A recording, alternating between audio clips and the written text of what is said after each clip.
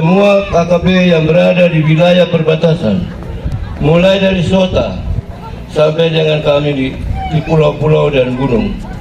Mari saya ajak kembali kepada pemerintah Republik Indonesia. Kami menyampaikan kepada Bapak Pangdam 17 Cendrawasih. Kepala suku di Papua tegas tolak keberadaan KKB, dorong Egyanus Kegoya menyerah dan kembali ke NKRI. Seorang pemimpin suku dari distrik Sota, Yeremia menyampaikan pesan khusus kepada kelompok kriminal bersenjata atau KKB Papua dalam perbincangannya dengan warganya dan tegas menolak keberadaan kelompok separatis tersebut. Pesan itu disampaikan kepada Egyanus Kegoya dan kawan-kawan. Sebagaimana diketahui bahwa Egyanus merupakan salah satu pimpinan KKB Papua. Tak hanya Egyanus Kegoya, Yotam Bugiangge yang merupakan pecatan TNI juga membelot ke KKB dan dikabarkan menjadi pimpinan. Percakapan Yeremia dengan warganya itu menjadi viral. Dalam sebuah video yang telah menyebar luas, terlihat Yeremia berbicara dengan tegas di hadapan warganya, menolak keberadaan KKB Papua. Ia dengan tegas mengajak KKB Papua untuk menyerah dan kembali ke dalam naungan Negara Kesatuan Republik Indonesia, NKRI. Yeremia pertama-tama mengucapkan terima kasih yang sebesar-besarnya atas bantuan yang diberikan oleh TNI Polri. Selanjutnya, ia mengimbau agar para anggota KKB Papua segera menyerah dan kembali ke dalam NKRI. Masyarakat Sota, nama saya Yeremia Kadiman. Lahir di Sota 1962. Saya selaku kepala suku menyampaikan banyak terima kasih atas bantuan yang diberikan kepada kami. Itu yang pertama. Yang kedua, saya menyampaikan di wilayah perbatasan sampai hari ini kami harapkan semua KKB yang berada di wilayah perbatasan, mulai dari Sota sampai dengan kami di pulau-pulau dan gunung. Mari saya ajak kembali kepada pemerintah Republik Indonesia. Kami menyampaikan kepada Bapak Pangdam 17 Cendrawasih.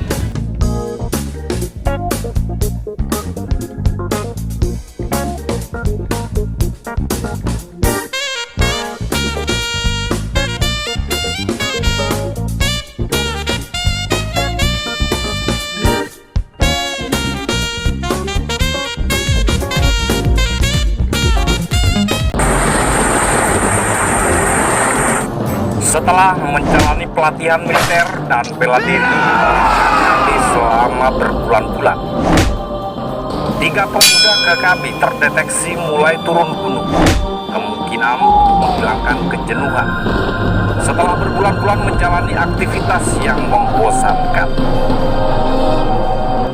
Para pemuda tanggung ini belum menyadari, dari awal direkrut KKB sampai aktivitas kesehariannya di kandang KKB sampai turun gunung, pihak berwajib terus memantaunya melalui beberapa informan yang terpasang di kandang KKB sendiri.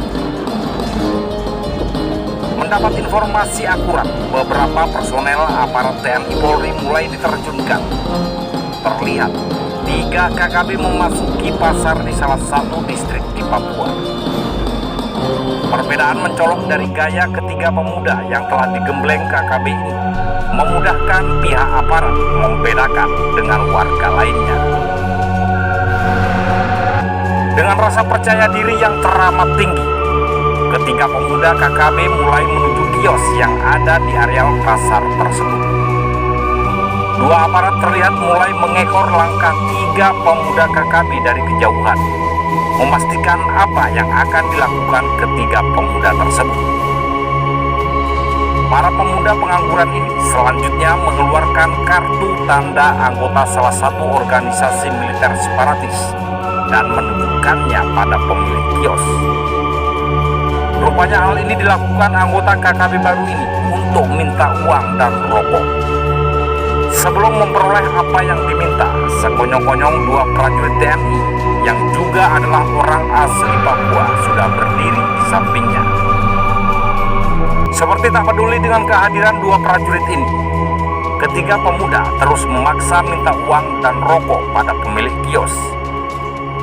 Kedua prajurit menegur dan memperingatkan ketiga pemuda ini secara baik-baik untuk tidak melakukan pemalakan. Bukannya takut melihat dua prajurit bersenjata ini, justru anggota KKB ini malah menantang duel dengan tangan kosong. Tak ingin beradu mulut dan jadi tontonan banyak warga, secara halus prajurit menyuruh ketiga pemuda sok jago ini untuk meninggalkan area pasar. Ternyata tak mudah menyuruh para pemuda bengal ini keluar dari area pasar. Kedua prajurit berinisiatif memancingnya dengan keluar area pasar terlebih dahulu. Benar saja, para pemuda minim pengalaman ini mengikuti langkah dua prajurit.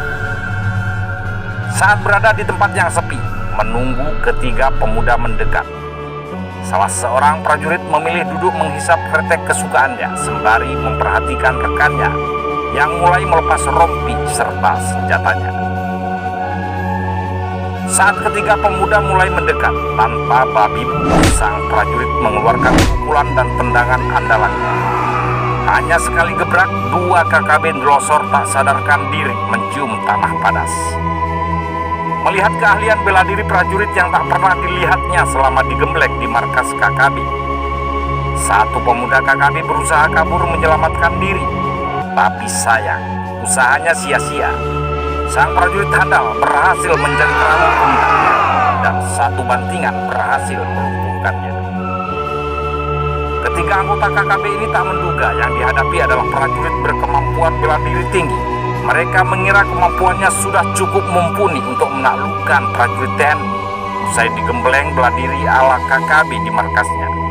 Faktanya, bela diri KKB tak ada apa-apanya dibanding ilmu bela diri yang dimiliki prajurit tangguh